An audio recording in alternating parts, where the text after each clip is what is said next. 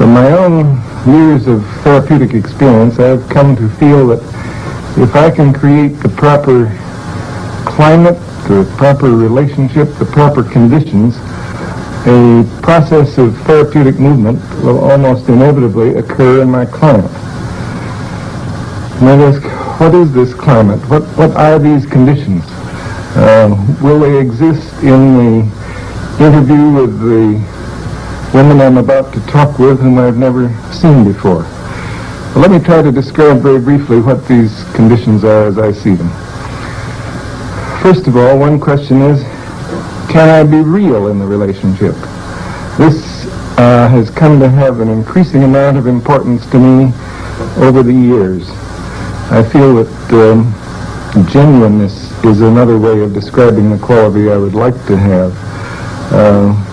I like the term congruence, by which I mean that what I'm experiencing inside is present in my awareness and comes out through my communication.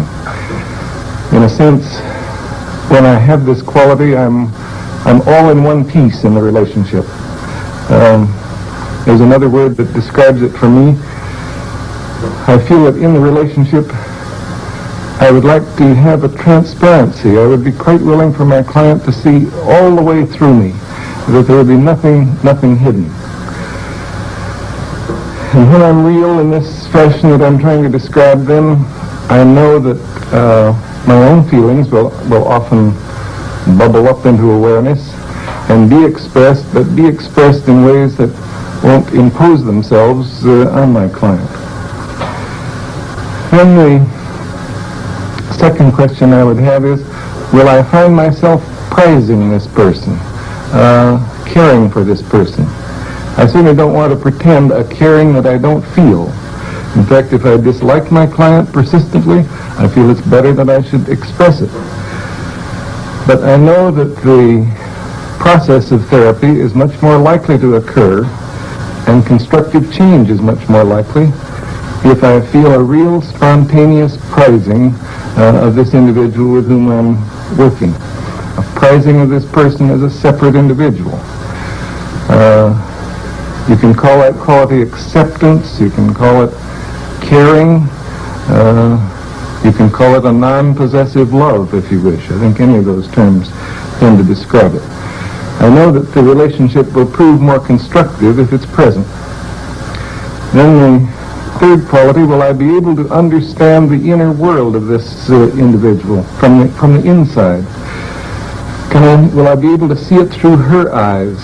Will I be able to be sufficiently sensitive to move around inside the world of her feelings so that I know what it feels like to be her, so that I can sense not only the surface meanings, but some of the meanings that lie somewhat underneath the surface. I know that if I can let myself sensitively and accurately enter into her world of experience, then change and therapeutic movement are much more likely. Well, suppose I am fortunate and that I do experience some of these attitudes in the relationship. What then?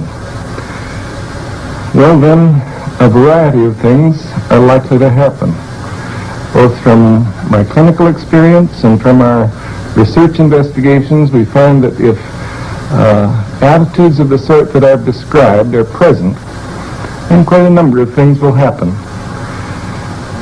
She'll explore some of her feelings and attitudes more deeply.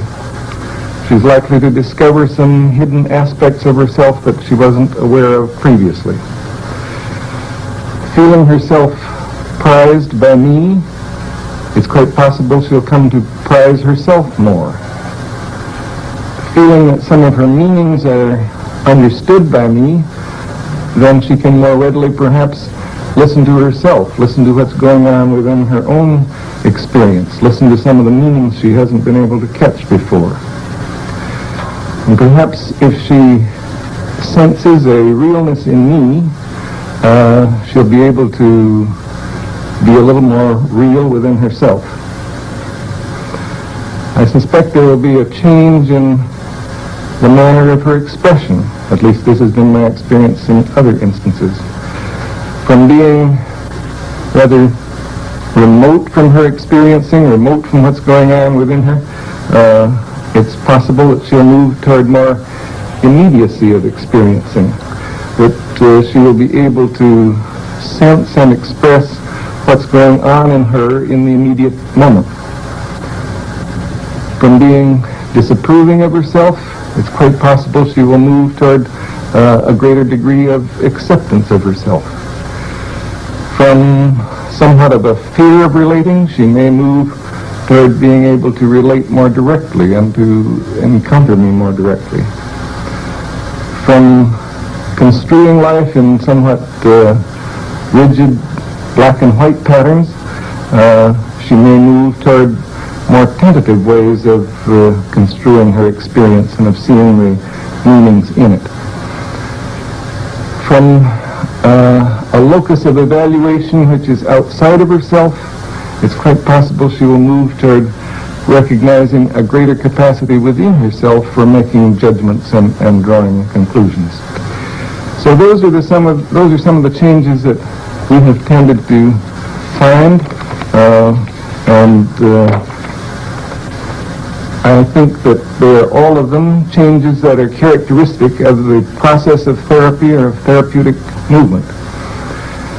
If I have any success in creating the kind of conditions that I described initially, then we may be able to see some of these changes in this client, even though I know in advance that our contact is going to be very brief.